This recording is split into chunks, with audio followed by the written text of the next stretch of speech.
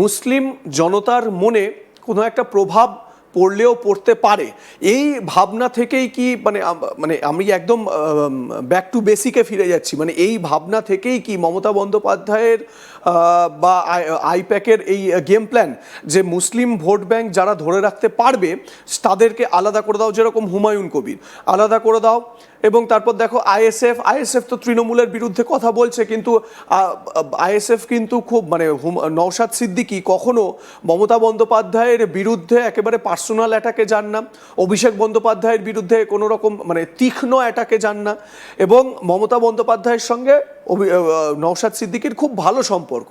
নওশাদ ভাইজানকে যখনই বিধানসভায় কোনো মিটিংয়ে মমতা বন্দ্যোপাধ্যায় ডাকেন, বিরোধীদের যখন ডাকেন, কেউ থাকুন না থাকুন, নওশাদ সিদ্দিকী সেখানে হাজির থাকেন।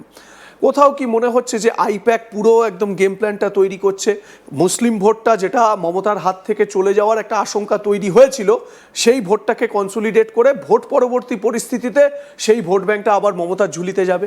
একেবারেই তাই, এই সম্ভাবনা কিন্তু থেকে যাচ্ছে। যেটা মনে হচ্ছে এবং রাজনৈতিক মহল মনে করছে যে হুমায়ুন কবিরকে মমতা বন্দ্যোপাধ্যায় মার্কেটে ছেড়ে দিয়েছে। কারণ যদি মুর্শিদাবাদ, আমরা যেটা দেখছি, মুর্শিদাবাদ ছাড়া আবার রেজিনগর, বেলডাঙ্গা এই এরিয়া ছাড়া হুমায়ুন কিন্তু গোটা পশ্চিমবঙ্গের সমস্ত জেলায় কিন্তু খুব একটা শক্তি এখনও দেখাতে পারেনি। যে কটা জনসভা করেছেন, বাবরি মসজিদ তৈরি করেছেন, তিনি মুর্শিদাবাদের মধ্যেই সীমাবদ্ধ।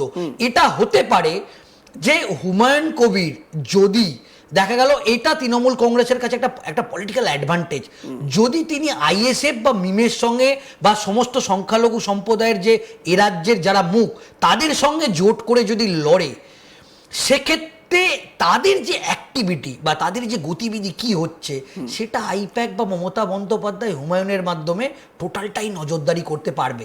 এটা একটা সম্ভাবনা থেকে গেল। 2 নম্বর, যে আসনগুলো হুমায়ুন কবির জিতল, হুমায়ুন কবিরের দল তারা তো সরকার তৈরি করতে পারবে না। হ্যাঁ, এই যে হুমায়ুন কবির যে কথাটা বলছে, হুমায়ুন কবির তো মমতা বন্দ্যোপাধ্যায়ের প্রোডাক্ট। এবং আমরা হুমায়ুন কবির সম্বন্ধে যদি দেখি, তিনি কংগ্রেসে ছিলেন, তৃণমূল কংগ্রেসের যোগদান পরবর্তী পরিস্থিতির কথা বলছো। হ্যাঁ, তো সেক্ষেত্রে আমরা যদি দেখি যে সংখ্যালঘু অধ্যুষিত, যদি দেখা গেল, আমি কথার কথা ধরে নিচ্ছি তিনি 10টা বিধায়ক জিতলেন বা 5টা বিধায়ক জিতলেন, তিনি একাও যদি লড়েন বা মিমের সঙ্গেও লড়েন, তারপর তিনি মুখ্যমন্ত্রী মমতা বন্দ্যোপাধ্যায় তৃণমূল কংগ্রেস নেত্রীকে তাকে এই 10টা আসন তিনি সমর্থন করে দিলেন, সেই সম্ভাবনা কিন্তু জোরালো। এক্ষেত্রে তুমি যে কথাটা বললে, দেখো মমতা বন্দ্যোপাধ্যায় এই মুহূর্তে একটা হচ্ছে যে এই যে দুর্গাঙ্গন তৈরি করা, মহাকাল মন্দিরের তৈরি করা, যেগুলো তিনি শিলান্যাস করেছে, তিনি হিন্দু ভোটটা, যেটা এখনো পর্যন্ত তুমি যদি দেখো 2021 থেকে যদি আমরা দেখি, 2019 থেকে দেখি 2024 পর্যন্ত, বিজেপি কিন্তু তার যে হিন্দু ভোট, ডেডিকেটেড ভোট 39 থেকে 40% দেখো, তারা কিন্তু এখনো পর্যন্ত ধরে রাখতে পেরেছে। এই সামাজিক প্রকল্পগুলো বা এই লক্ষ্মীর ভান্ডার, এটা কিন্তু অনেক আগেই চালু করেছেন মমতা বন্দ্যোপাধ্যায়। 2011-র পর থেকে মমতা বন্দ্যোপাধ্যায় সরকারে আসার পর ধাপে ধাপে এই সামাজিক প্রকল্পগুলোর সংখ্যা বাড়িয়েছে, টাকার পরিমাণ বাড়িয়েছে। কিন্তু আমরা যদি 2019 থেকে 2024 পর্যন্ত দেখি, বিজেপি কিন্তু তার যে ডেডিকেটেড ভোট সেটা কিন্তু এখনো পর্যন্ত ধরে রেখেছে। 26-এ কি হবে? সেক্ষেত্রে মমতা বন্দ্যোপাধ্যায় তিনি এই যে মানে দুর্গাপুজোতে যে টাকা তিনি দেন, বা এই যে মহাকাল মন্দিরের শিলান্যাস, দুর্গাঙ্গন, তার মানে তিনি হিন্দুদের কাছে তিনি একটা বার্তা দিতে চাইছে।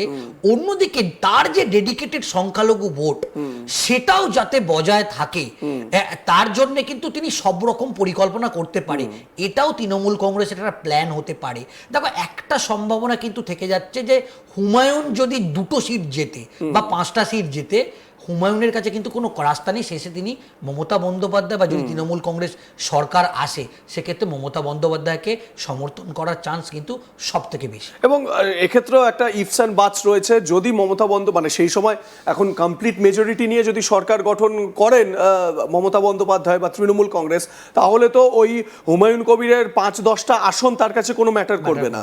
এবং অবশ্যই এটাও দেখবার মতন বিষয় যে দুটো জিনিস, একটা হচ্ছে গিয়ে হুমায়ুন কবির ভোট পরবর্তী পরিস্থিতিতে সওদা করার মতন বা বার্গেনিং করার মতন যে আমাকে এই মন্ত্রিত্ব দিতে হবে, না তো আমি এতজন দেবো না, একেবারে। এই জায়গায় তিনি থাকবেন কিনা। আমি যদি মুর্শিদাবাদের 22টা আসনের মধ্যে কথার কথা আমি ধরে নিচ্ছি যে 22টা আসনই হুমায়ুন কবির নিজের দখলে রাখলেন, 22টা আসনই নিজের দখলে রাখলেন, তারপরেও কি মমতা বন্দ্যোপাধ্যায়ের যে সংখ্যাগরিষ্ঠ ভোট বা সেই সংখ্যাগরিষ্ঠতা তাকে কি আটকাতে পারবেন?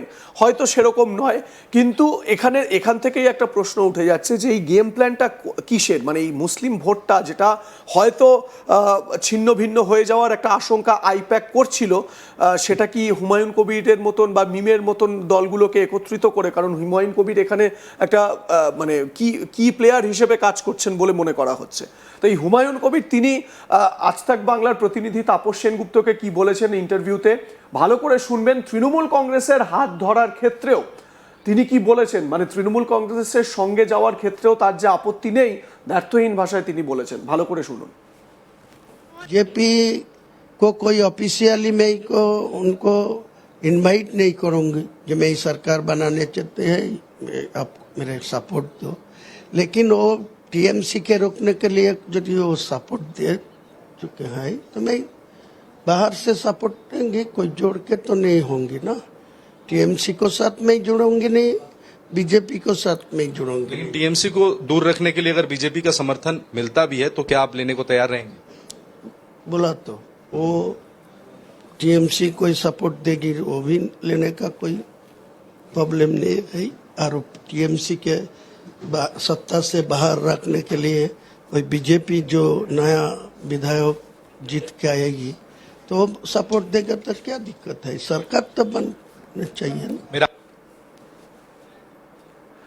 সুজা শুনলে এবং আমাদের দর্শক যারা তারাও শুনলেন, মানে তিনি হুমায়ুন কবির বলছেন যে মানে ক্ষমতায় আসার জন্য সরকারকে তিনি একদিকে বলছেন যে তৃণমূল কংগ্রেসকে হটাতে হবে, দুর্নীতিগ্রস্ত সরকার হটাতে হবে, বিজেপিকে আমরা অফিসিয়ালি ইনভাইট করব না, কিন্তু বিজেপির সঙ্গে যেতে রাজি আছি।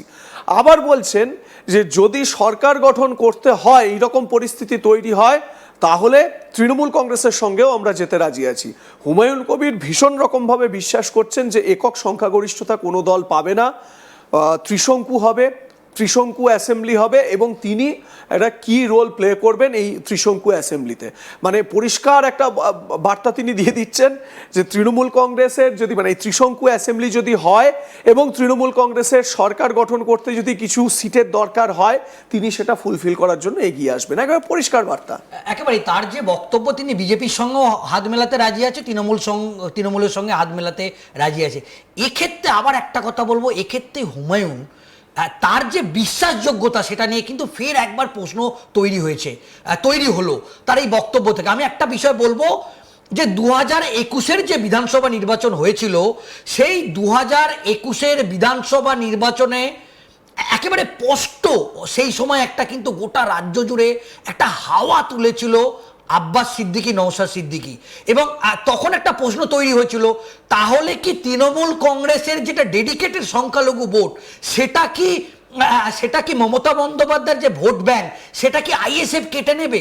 কিন্তু আমরা যেটা দেখলাম যে 40টার বেশি আসনে আইএসএফ লড়লেও আমরা একটা খুব উল্লেখযোগ্য বিষয় আমরা দেখলাম যে নওশাদ সিদ্দিকীকে কিন্তু বিশ্বাস করলো না।